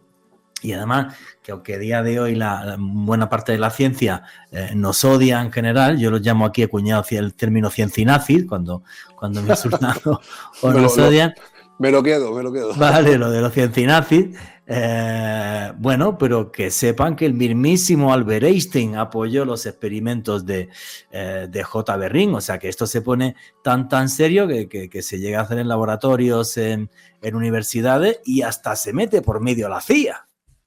Sí, correcto. O sea, el propio Ryan, junto a su esposa Luisa o Lois, también investigaron el viaje astral, las experiencias extracorporales en menor medida que la percepción extrasensorial o la psicocinesis, ¿no? Bueno, a mí me parece que esto, lo que hacían con la telequinesia, con monedas y dados, o sea, de verdad que eran experimentos muy aburridos porque buscaban mucha cantidad de resultados para tener un valor estadístico, ¿no? O sea, eran de lo más tedioso, pero fueron... ¿Pero daban resultados? Claro, pero fueron importantísimos para, como tú decías, darle categoría, rigor científico a lo que hasta la fecha eran más bien descriptivo, recopilatorio de casos, y era muy difícil trabajar. Bueno, pues ellos trabajaron con psíquicos, pero trabajaron con gente de a pie en estos experimentos. Y bueno, indagaron también en menor medida en la proyección astral, ¿no? Fueron de los primeros, pero bueno, obviamente hubieron otros autores. Tyler, ¿no? Fue uno de los que recopiló mucha información también, otro parapsicólogo vinculado a la Sociedad para la Investigación Psíquica Británica. Estoy pensando en nombres y además repasando aquí el listado, fueron muchos. Carrington, que escribió uno de los libros de referencia, hoy se puede conseguir todavía ese libro, ¿no? Y después están pues los experimentos que se llevaron a cabo y en los que intervino finalmente la propia CIA, ¿no? En este caso en Stanford, ¿no? Ellos lo llamaban visión remota. Visión remota. Visión remota, que es otro término, otro eufemismo, otra manera de... Claro, tú imagínate, en un laboratorio hablar de viajes astrales, pues les resultaba más cómodo hablar de visión remota, pero al final era lo mismo, era proyectar la conciencia para viajar a lugares remotos con unas coordenadas que se les daban y que describieran esos sujetos lo que había allí. Y te voy a con un nivel de acierto brutal. Un dato chistoso que no sé si lo conoces o no. La CIA hizo un proyecto que fue el proyecto Stargate, donde aglutinó todo esto de lo que es la visión remota. Si te lo descargas, que está en internet, adivina dónde es el primer experimento. En Colombia, en la isla de San Andrés. Ah, ¿en serio? Ah, pues el no lo sabía. Primero es un tipo que está en Estados Unidos, que no se dice, está tachado el nombre del sensitivo, le encargan que describa un lugar en la isla de San Andrés, en Colombia, donde hay un aeropuerto, y el tipo describe el aeropuerto con un hangar y una serie de vainas en un aeropuerto militar de la isla de San Andrés, y lo describió perfectamente, y ellos se quedan estupefactos. Así arranca el proyecto Stargate, que es una cosa como súper loca. Bueno, y a ver, o sea, en esto la CIA estuvo trabajando muchísimo tiempo, mucho Fíjate que hay una historia curiosa relacionada precisamente con estos experimentos, ¿no? Y el propio Pentágono, y con dos investigadores. Es anecdótico pero sintomático al mismo tiempo. Harold Pudol y Charles Tark, ¿no? Pudol, sí, bueno, el Pudol este que está metido en todo lo de los ovnis, sí. A día de hoy sigue el tipo metido en todos lados. Sí. Estuvo en el MK Ultra también. En el MK Ultra, exactamente. Pues sus primeros experimentos, precisamente para el Pentágono y la CIA, no recuerdo el psíquico, yo no sé si ya trabajaban con Swan o con otro, o Price, no lo sé, creo que con Price. En esos primeros experimentos el nivel de acierto fue tan brutal, a la hora de describir unas instalaciones militares secretas que sospecharon que eran espías. Es decir, que los sometieron a ellos después a una investigación, al psíquico y a los propios parapsicólogos, que eran un físico y un psicólogo, porque pensaban que ellos tenían información. Es decir, que no es que hubiesen viajado a través de la percepción extrasensorial, sino que pensaban que era un fraude. Claro, que era un fraude, que manejaban la ubicación y los planos, ¿no?, de instalaciones ultra secretas, ¿no? Entonces tuvieron que convencer a los propios financiadores de que ellos no eran espías. También es verdad que Estados Unidos había mucha paranoia con los soviéticos o los chinos, que podían estar, más los soviéticos en aquella época, ¿no?, que podían estar con gente infiltrada, ¿no? Y de hecho la tenían en otros casos, ¿no? Pero a partir de ahí, bueno, claro, cuando ellos demostraron su inocencia, fíjate, ¿no?, demostraron su inocencia, pues la financiación aumentó y se desarrollaron con mayor amplitud este tipo de experimentos. Pero fíjate qué curioso, o sea, el nivel de precisión fue tan grande que es que dice, bueno, es que estos han estado allí, o sea, es que estos nos han robado los planos, ¿no? O sea, bueno, sí. Una historia, una anécdota muy curiosa de todo ese entramado del Stargate, del MK Ultra, ¿no?, de ese interés y financiación por lo psíquico que siempre se ha desplegado desde el ámbito militar, ¿no? Efectivamente, ¿no? Y es súper curioso. También llegaron a pensar que Ingo Swann, que es con el tipo quizás con el que trabajaron más años, sí, llegaron a pensar que Ingo Swann tenía supermemoria y era capaz de haberse memorizado todas las coordenadas del globo terráqueo, y el tipo no fallaba, decía aquí hay una montaña, aquí hay no sé qué, aquí hay un río, hasta que les describió también bases ultra secretas de ellos y dijeron, no, o sea, este tío es imposible que sea un fraude. Además, fíjate, el caso de Swann es apasionante porque fue un psíquico absolutamente excepcional, un artista, un pintor increíble, y pintaba, entre las cosas que pintaba, algunas tenían que ver con los viajes astrales, con lo que veía, ¿no? Entonces tiene una serie de cuadros, paisajes de Júpiter, de Saturno, cuando no había, ¿no? Que después las fotografías que empezaron a enviar las sondas, pues parecían calcos, ¿no?, de aquello que él teóricamente había visto en astrales, y él había viajado incluso por el sistema solar, ¿no? Pero es que son muy locos, porque dentro del proyecto Stargate hay una parte en la que lo de Ingo Swann le sorprende tanto que le dicen, vale, ahora te vas a ir al planeta Marte y nos dices que hubo en el pasado. Eso fue un experimento financiado por el gobierno norteamericano, señores. Y es que lo del proyecto Stargate es una locura, pero total y absolutamente real. Y realmente la CIA, yo soy de los que piensa que si le puso mucha plata y mucho tiempo a esto, es porque los resultados eran muy convincentes. Alejandro Bernal, ¿cómo fue el proyecto Stargate? Juanje, pues a comienzos de la década de los 70, una serie de investigadores ligados a la Universidad de Stanford, Russell Targ y Harold Puthoff, de quien hablabas hace unos instantes, fueron los promotores de esta iniciativa. Y ellos que buscaban con el proyecto Stargate, cómo a través de las habilidades psíquicas poder, en este caso, obtener información de la otra gran potencia hegemónica que había en ese momento, que era la Unión Soviética, Juanje.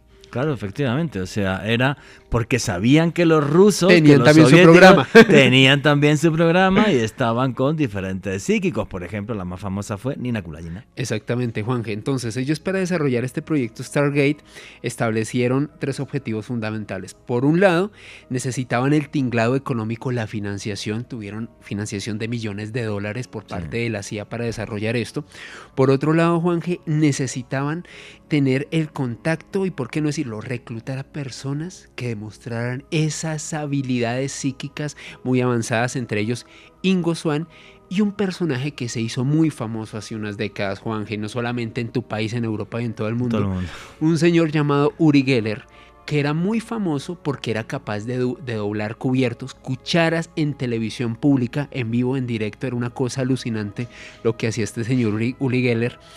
Y resulta, Juanje, que este señor hace unos años, a través de una autobiografía que publicó, comentó cómo hizo parte del proyecto Stargate en agosto de 1973. Geller comenta que precisamente en ese año unos agentes de la CIA lo contactan, lo invitan a ser parte de una serie de pruebas, de experimentos que se llevaron a cabo en el marco de este proyecto, Juanje.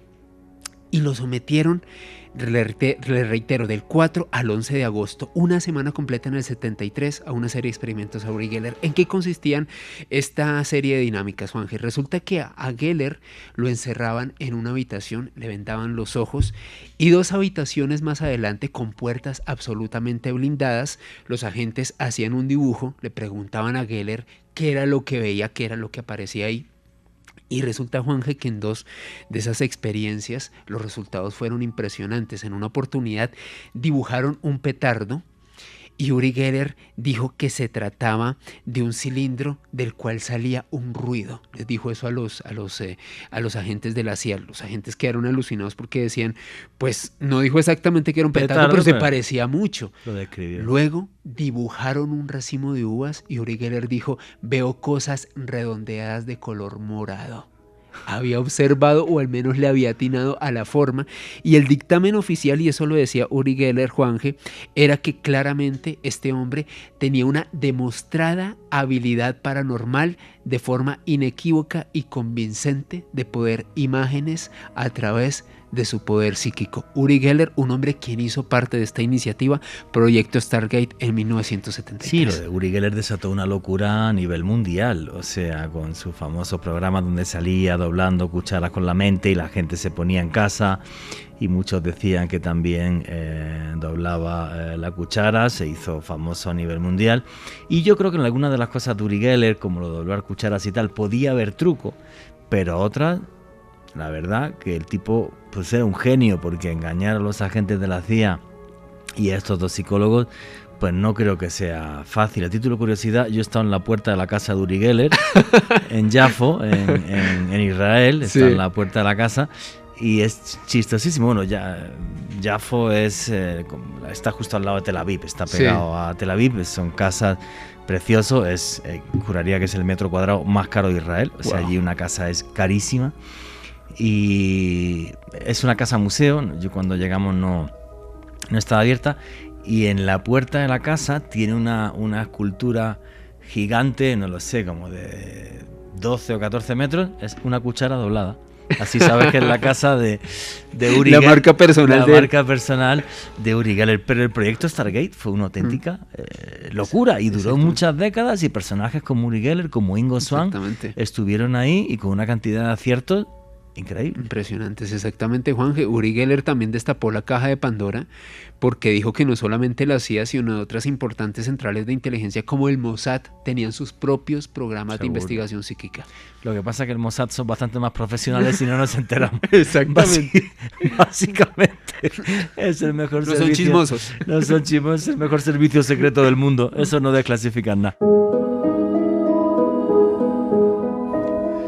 Y aquí seguimos en Noche de Misterio, vuestras preguntas y comentarios a través del numeral Misterio Caracol.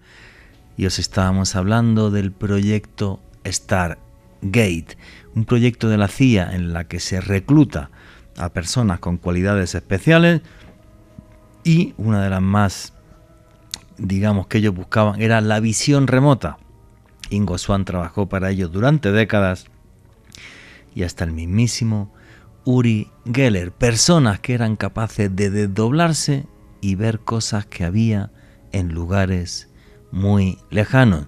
No os vayáis, porque en este trozo de entrevista que falta además nos van a contar técnicas para hacer un viaje astral, para que os podáis convertir en viajeros de un multiverso. Y la entrevista con José Gregorio González continúa así.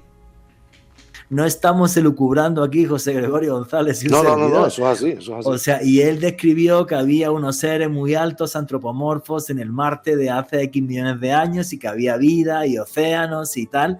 Que bueno, que sabemos realmente por la ciencia que sí es así, que hubo océanos y demás. A día de hoy quedan todavía de hielo en el planeta Marte, pero realmente tuvo que ser algo fascinante, porque se convencieron a pie juntillas de que, oye, este tipo es capaz de salir de su cuerpo y ver otras cosas, pues ya ricemos el rizo, los mandamos por el sistema solar y que nos dé información de lo que hay por ahí. De lo que hay por ahí, o sea, es una cosa de flipar. Bueno, es un ejemplo del amplio espectro que abarca este fenómeno de los viajes astrales, ¿no? Que, claro, que es este término viaje astral creo que no ha contribuido en los últimos años a darle respetabilidad y a ver la profundidad que tiene, ¿no? Es un Porque la término gente que lo ve como más esotérico, más que sí, realmente que incluso tiene un sí, respaldo científico, que es lo buenísimo sí, de tu libro, que le metes todo ese respaldo claro. científico. Es una etiqueta que tiene una razón de ser en la época en la que se acuña, ¿no? Es decir, pues esa época donde las escuelas de conocimiento, las escuelas herméticas, pues tenían un gran impulso y ellos lo llamaron así, ¿no?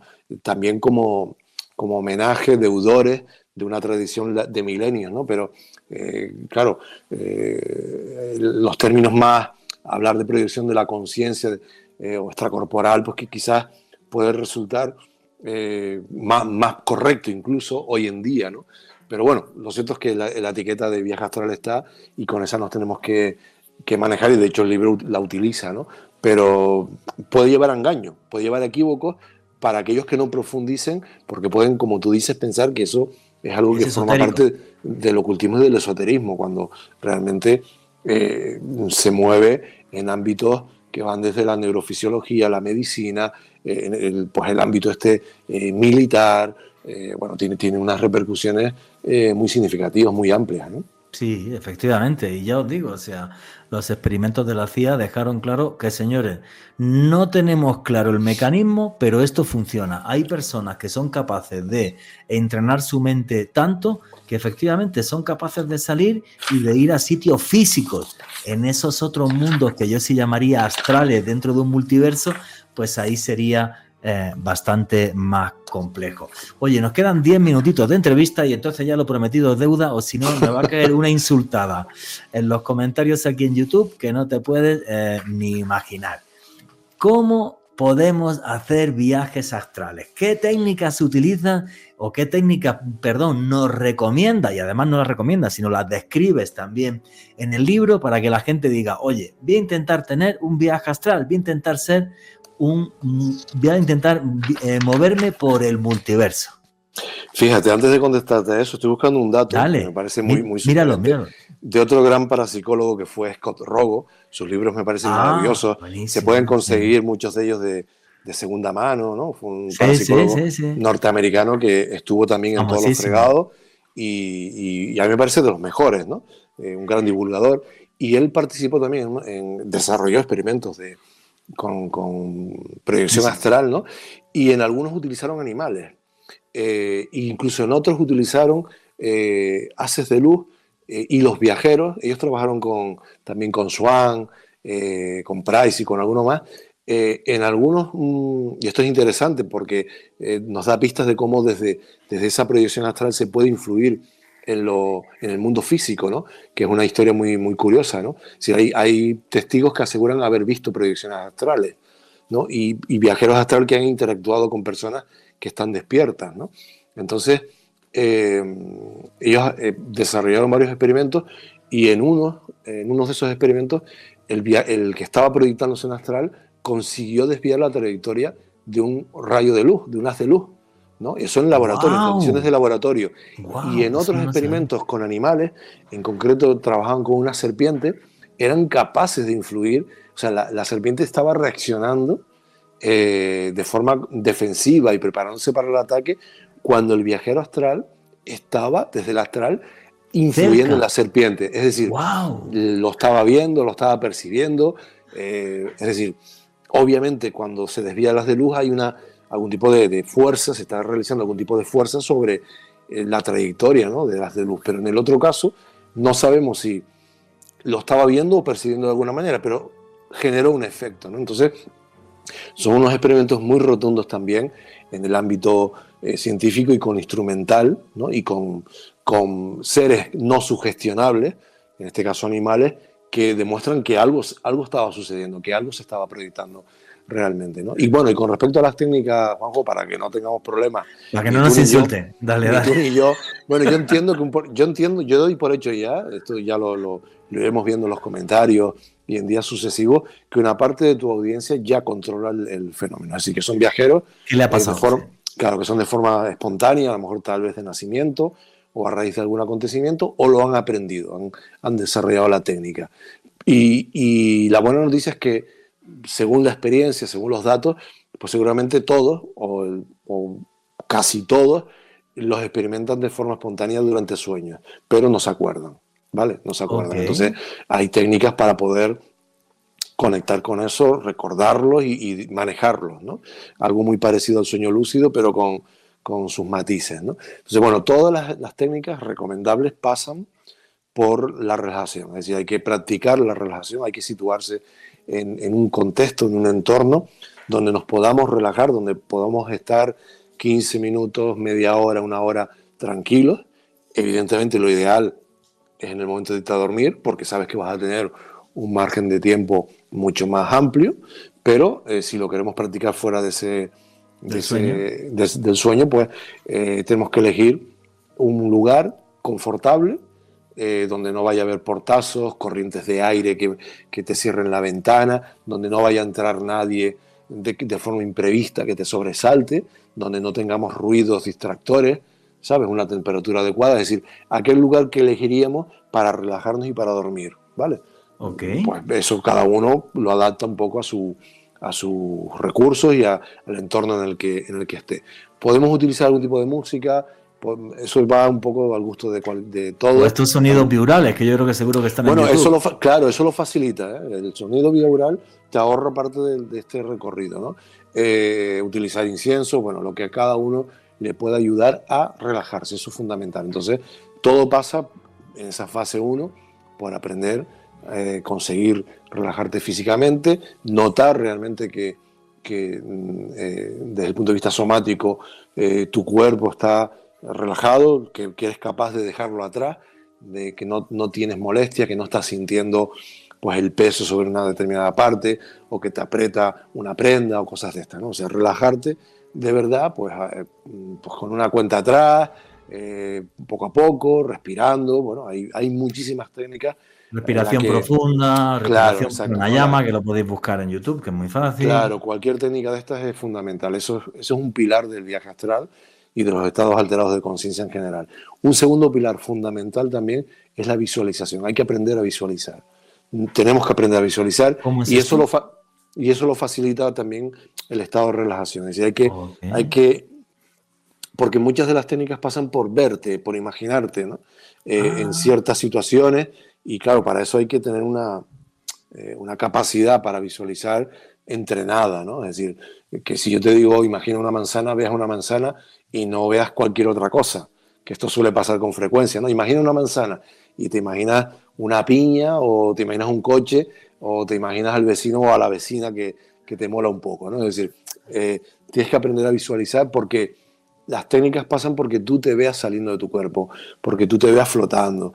Es decir, en estos primeros momentos, en esa segunda fase, que es la de visualización, una vez que estás relajado, tú tienes que imaginar, visualizar cómo entra, por ejemplo, en algunas técnicas, un haz de luz blanca que te invade, que te va cubriendo todo el cuerpo, que lo va impregnando y que va separando, ¿no? Tienes que ir visualizando esto, que va separando tu cuerpo físico de tu conciencia, de tu doble astral, por ejemplo, ¿no? ok. Y incluso el nivel de visualización puede ser tan preciso como para que imagines esto a nivel celular incluso, o a nivel de órganos, o a nivel de partes del cuerpo, ¿no? Es decir, que tú veas cómo se va produciendo ese desencaje y va tomando forma, pues una especie de doble, más sólido o más sutil, más luminoso o más denso, más parecido a ti, como un doble tal cual, o de forma más silueteada, pero te tienes que ir imaginando eso, ¿no? Que es una segunda fase importantísima, ¿no? Entonces, a partir de este momento, depende del autor, algunos te recomiendan que imagines una especie de trampilla en tu cráneo, en tu Cabeza. mente, ¿no?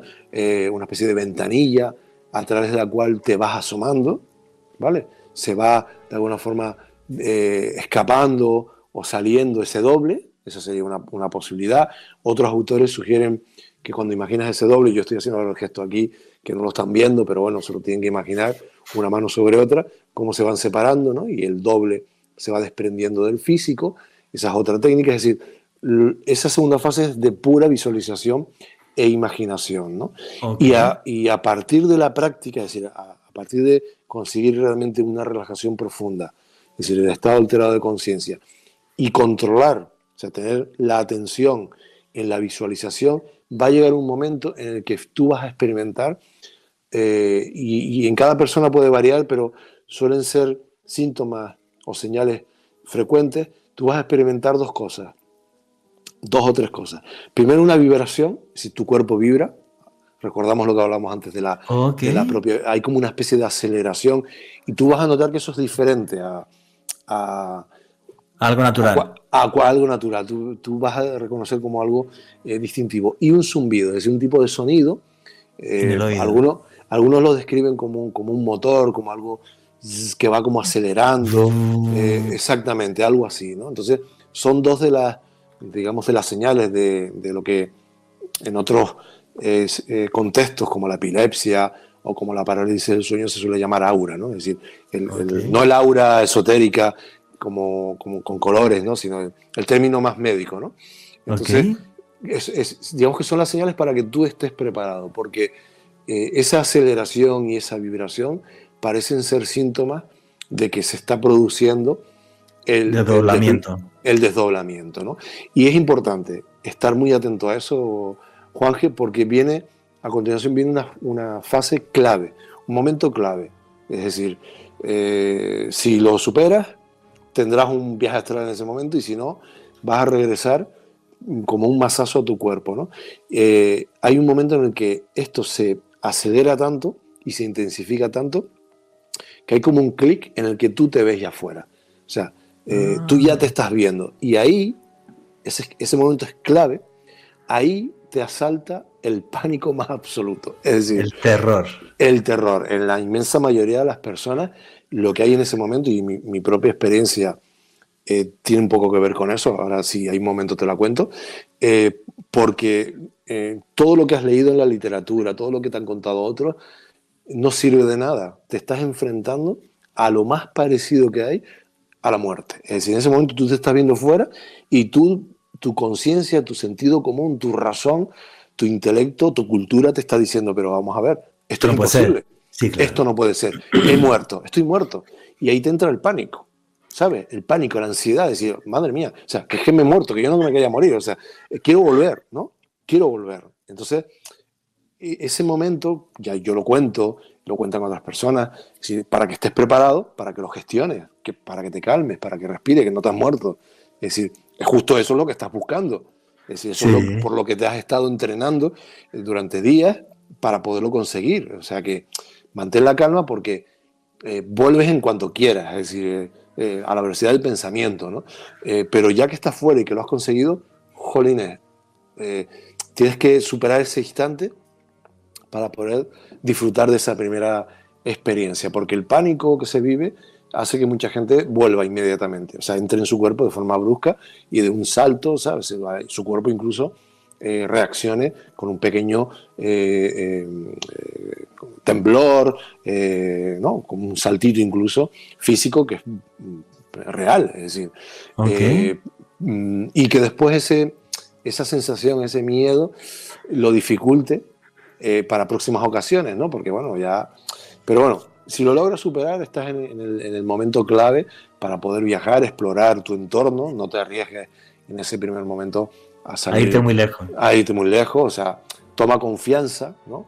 Intenta tocar algo, o sea... Acercarte a un sitio que conozcas. A tu propio cuerpo, obsérvate, la propia experiencia de observarte, es decir, es diferente a verte en un espejo, ¿eh? Entonces...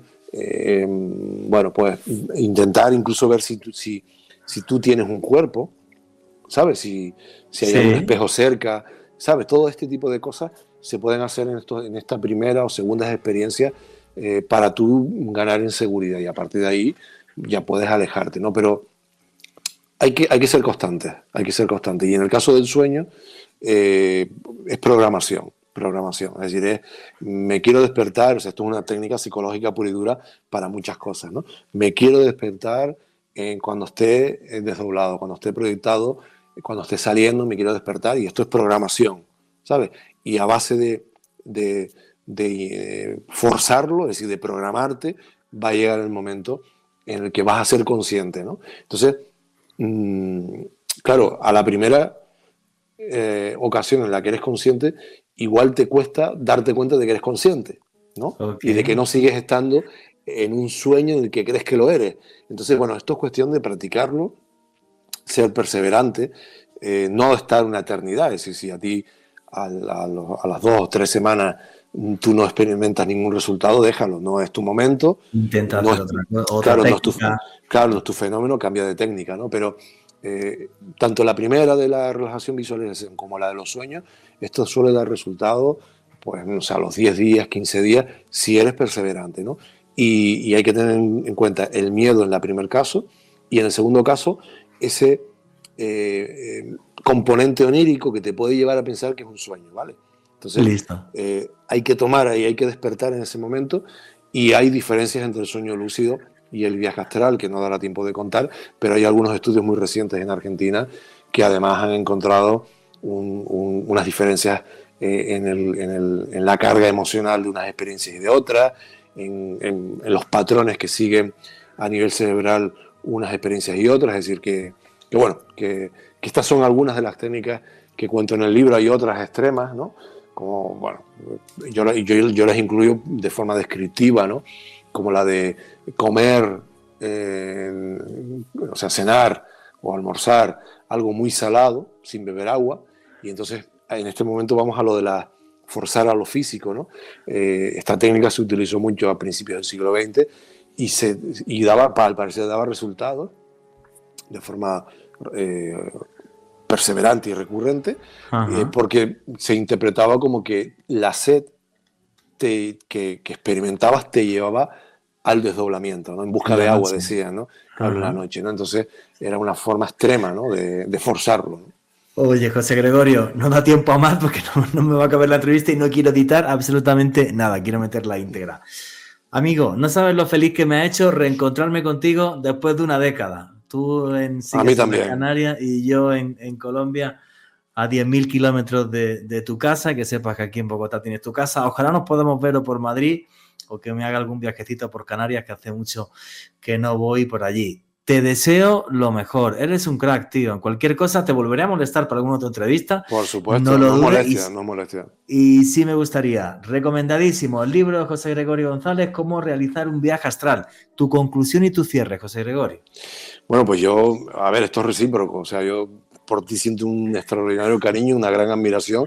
Espero que pronto, lo virtual ayuda, evidentemente, pero espero que pronto nos podamos dar un abrazo. Y bueno, más allá de todo lo que hemos comentado, el gran mensaje y el gran valor del fenómeno del que hemos hablado es que nos da pistas acerca de nuestra trascendencia, ¿no? Y tener pistas de que somos seres trascendentes, que somos algo más que esto que experimentamos, que está muy bien y que hay que disfrutarlo y vivenciarlo al máximo, también es una invitación a cultivarnos y a ser un poco mejor con el entorno, con aquellos que nos rodean y con nosotros mismos. Pensando que todo lo que hacemos en esta vida tiene un eco en la eternidad y en un multiverso. José Gregorio González, amigo, compañero, un fuerte abrazo y muchas gracias. Un fuerte abrazo, amigo. Qué entrevista tan brutal, ¿no? Porque el tema este de los viajes astrales, repetimos el nombre del libro, Cómo realizar un viaje astral, de José Gregorio González, editorial Luciérnaga, lo tenéis en Amazon aquí en toda América Latina. Pero la investigación que ha hecho José Gregorio es genial porque nos abre todo un mundo, no solamente a experiencias extracorpóreas, sino nos está hablando también de las experiencias cercanas a la muerte, cómo se relacionan con esto, cómo realmente somos viajeros de un multiverso y cuando acaba nuestra vida vamos de universo en universo en universo. Nos está hablando que nuestra conciencia está más allá de nuestro cuerpo. Y lo que más me flipó, el tema de los mundos paralelos. Nuestra vida en un mundo paralelo y poder llegar a ver eso. A mí me encantaría Voy a quedarme con la técnica y a ver si empezamos a practicar un poquito. Alejandro Bernal. Una maravilla eso, Juanje, sobre lo que tú comentabas de la relación de los viajes astrales con las experiencias cercanas a la muerte. Hace unos días salió una información, Juanje, sobre un estudio que realizó Sam Parnia, uno de los grandes referentes sobre las ECM, experiencias cercanas a la muerte a nivel mundial, en donde hizo un estudio con 576 pacientes, Juanje, y el 20% de ellos quienes estuvieron viviendo reanimación cardiopulmonar. O sea, estuvieron clínicamente muertos. Exactamente, Juanje, tuvieron experiencias cercanas a la muerte donde el 20%, porcentaje bastante alto, Juanje. Y lo que dice Sam Parnia en este momento, porque fue una investigación que se hizo de 2017 a 2020, antes de la pandemia, es que para él no se trata de una alucinación, no se trata de una trampa de la mente. No Sam Parnia utiliza esa pregunta, esa figura literaria, Juanje, sino que claramente es una experiencia verídica. Personas cuya conciencia se sale del cuerpo y son capaces de describir procedimientos médicos, detalles de los atuendos de los médicos, conversaciones de los mismos y demás. Algo alucinante. Y total y absolutamente real, y es que la muerte no es más que un paso dentro de nuestra vida, no es un final, y todo esto que hemos hablado hoy nos retrotrae hasta el tiempo de los chamanes, donde estos hombres eran capaces de salir de su cuerpo para meterse en un mundo mágico de ángeles, demonios, hadas y seres de otras dimensiones. Alejandro Bernal, tu conclusión y tu cierre, amigo. Una travesía maravillosa, Juanje, a través de, creo que una de las temáticas también más interesantes en el mundo del misterio, que nos lo habían pedido en los comentarios, siempre nos habían dicho que habláramos sobre viajes astrales, y qué bueno abordarlo desde un punto de vista periodístico, claro. investigativo, Juanje. Muy interesante el ejercicio que hicimos con José Gregorio González, y me quedo con algo que tú decías. Yo creo que es un viaje a través de las dimensiones, un viaje multidimensional.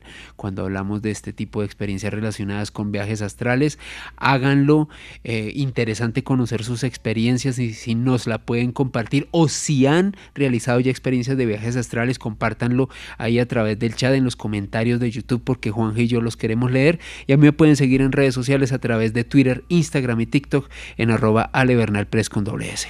Muchas gracias, amigo. Pues qué deciros, lo que digo muchas veces, que nos toca redibujar los límites de la realidad. Una cosa es lo que vemos, lo que tocamos, lo empírico, y otra cosa es el mundo de la conciencia y de lo espiritual, porque yo sí creo en ese multiverso. Yo sí que creo que tenemos un alma, una conciencia que es inmortal, que vive en un multiverso donde hay fuerzas oscuras y fuerzas de luz. Así que cuando salgan de sus cuerpos y hacen este tipo de técnicas, busquen siempre la luz y, ¿por qué no?, ese fascinante mundo paralelo donde otro yo tiene otra vida que posiblemente sea fascinante. Y nunca olviden que vivimos en un mundo mágico porque está repleto de misterio.